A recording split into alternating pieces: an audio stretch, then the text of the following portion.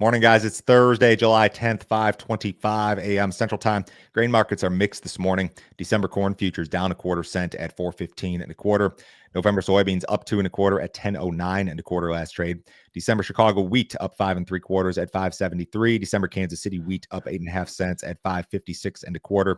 December spring wheat up 4 1/4 at 6.54 1/4. We've got some more cash headed for farm country. Why don't we start there? So the USDA is offering $16 billion in disaster aid through the Supplemental Disaster Relief Program. The funds are available to farmers who suffered crop losses from natural disasters in 2023 and 2024. The aid will be distributed in 2 stages. Stage 1 is open to producers who already received payments through crop insurance or the non-insured crop disaster assistance program, with sign-up beginning today at FSA offices and pre-filled applications mailed out yesterday. Stage 2 is set to launch in early fall and cover shallow or uncovered losses that did not trigger an insurance payout. This funding is part of the broader $30 billion in disaster assistance Congress allocated for farmers and ranchers this year. Ag Secretary Brooke Rollins said this yesterday. American farmers are no stranger to natural disasters that cause losses that leave no region or crop unscathed. Under President Trump's leadership, USDA has worked around the clock to deliver this relief directly to our farmers.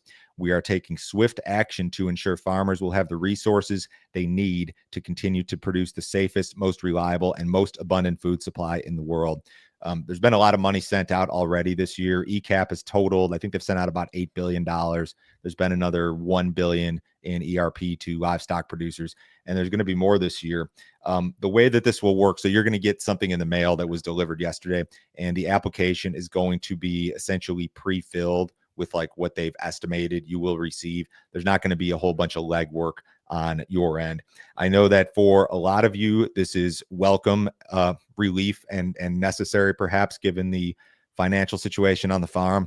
But big picture, when you step back, I mean, we've had so much government money sent out just during the, call it, post-COVID era. I mean, so many different programs with so many billions of dollars. Pete Meyer and I have discussed this at length in the premium content.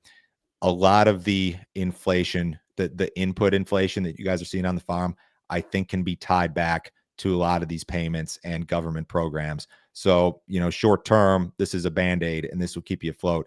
But big picture, I think this is part of the problem. What's the big problem in the markets right now as it relates to you guys? It's not necessarily the prices. I mean, that's part of it, but it's prices and then input costs. I mean, what really matters is margin, not necessarily the fact that corn's at 415. 10 years ago, you guys could probably make 415 corn futures paired with the normal base. Probably make that work 10 years ago. It doesn't work now because the inputs are so outrageously high. And I think that part of the reason that the inputs are so outrageously high is because of all of this government money. So it is a Band-Aid. It will make you feel a little bit better short term. Big picture, I just don't know that these ongoing payments are part of the solution. And I get it. You had a bad crop, whatever. It's I understand why they're doing it. I don't know that this is the fix for what we've got going on right now, unfortunately. Let's get to weather. Rain is pushing across a large band of Iowa here this morning. Areas of Minnesota, Nebraska, and Missouri have also been impacted. The system is expected to work its way east and provide additional coverage for Iowa, Minnesota, northern Illinois, and Wisconsin. Fringe areas in Oklahoma and Kansas are also expected to see rain over the next couple of days. The timing is nearly perfect as it relates to the development of this year's U.S. corn crop. In additional positive crop news, cooler temperatures are expected across the Corn Belt during the next couple of weeks. Iowa is the top corn producer in the United States. USDA estimated planted corn acres at 13.5 million. That's about 14% of the total, but those are some of the best yielding acres in the entire country. So when you've got a band of rain across the entire state, north to south, that is going to work its way east, it's going to be tough to rally the row crop markets. I'm not saying you can't rally, and this rain was in the forecast, but it's kind of a bearish look here this morning. The forecast over the next 5 days, a little bit variable, Euro versus GFS, but there's some rain here. And then this 5 to 10 really opens up, and there's rain for a lot of places in the Corn Belt based on data from both models. Temperature is expected to cool off. Even just over the next 7 days, we're going to be a little bit below normal. And then you're going to be even more below normal with regard to temperatures based on the 8 to 14 day forecast. there's no such thing as a perfect year with regard to weather, but damn it, we're getting close here. I mean, this is the most important time frame of the year with regard to corn and growing conditions and crop prospects, and it's just setting up very well. I know there's some problem areas. The way we have to do things on the show here is we have to use broad generalizations, and I can't really talk about every county in the country and which county's dry and which county's not. But from a national standpoint, this thing looks really good, and the chatter regarding a record national corn yield and a record national corn crop continues to circulate, and that is why the markets have been under pressure. If you guys have not checked out our premium content, you sure need to do so. Joe, can you tell our viewers about some of our recent premium videos? Brian Split was on yesterday with Mackenzie and did charts, corn, soybeans, cattle. Sometimes a technical approach is the best approach because the fundamentals can be noisy, and there's a lot of noise out there right now. Yield estimates, tariff stuff, all that sort of stuff. Sometimes just breaking it down and looking purely at the technicals is a good way to do it. And Brian is the best in the business. Shay was on earlier this week, talked about fungicide, nitrogen, and ROI. So like at this point, do you go and spend more money on this stuff or do you not? And it's not a yes or no question. There's a lot of context, but Shay provided a lot of context and a lot of interesting stuff here. On Thursday last week, this is one of the most important videos we do in any down year in the markets, calculating potential insurance payments.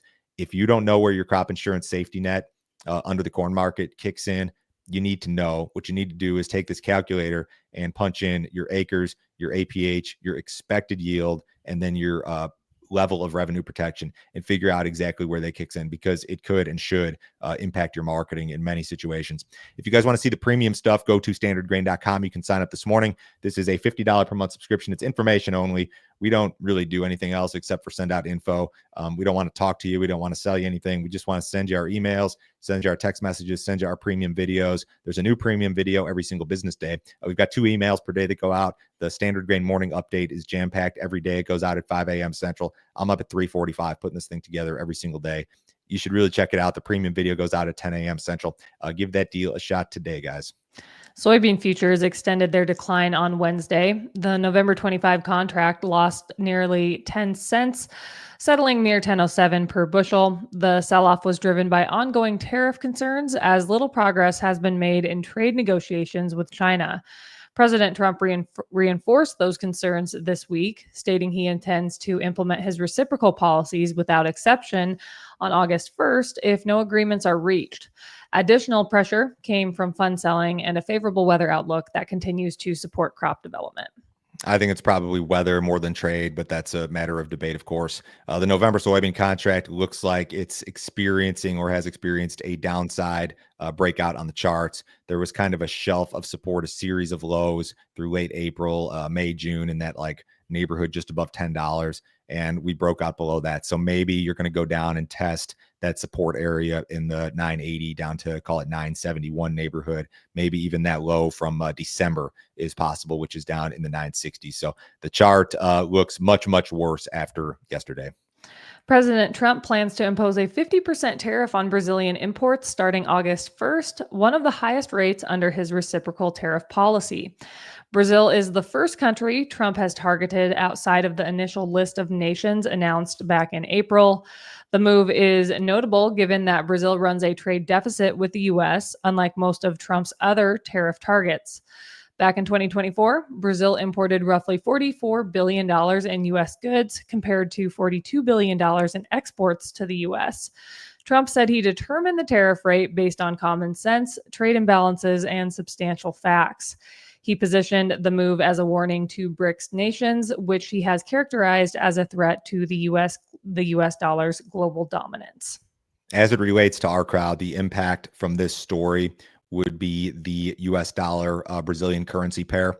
And the dollar rallied sharply versus the Brazilian currency yesterday, which is generally considered to be a bearish item with regard to soybean prices and maybe corn prices now that Brazil has become such a big competitor. That being said, the dollar has trended lower versus the Brazilian currency since the beginning of the year.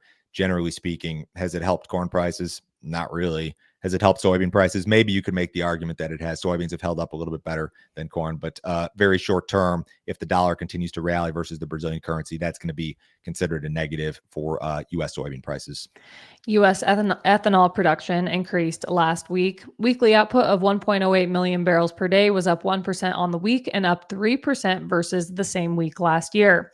Ethanol stocks declined, but remain elevated for this time of year, totaling 23.96 million barrels. The print was down 1% compared to the previous week, but up 1.5% compared to the same week last year. According to Reuters data, U.S. ethanol margins have strengthened over the last week. Yeah, the margins are good, of course, because corn is cheap. Production is great. I mean, that's the best seasonal print on record for this time of year. Stocks are still a little bit too high. I think USDA is probably close-ish with its old crop projection corn for ethanol. It probably doesn't move a whole lot from here, but still very good to see. What did cattle do yesterday? Cattle futures were mostly higher. Live cattle were 52 cents to $1.55 higher, with the exception of the front month contract losing 20 cents. Feeders saw gains ranging from 72 cents up to 262. Box beef prices fell sharply. Choice was down 6.59 at 386.45, and Select was down 5.19 at 373.27. Outside markets fairly quiet this morning. The Dow's off 80 points. The S&P's down 6. Treasuries are about flat. U.S. dollars down just a little bit. Crude oil is down 35 cents in the August WTI at 68.02 last trade. Have a great day, guys. We'll be back on Friday.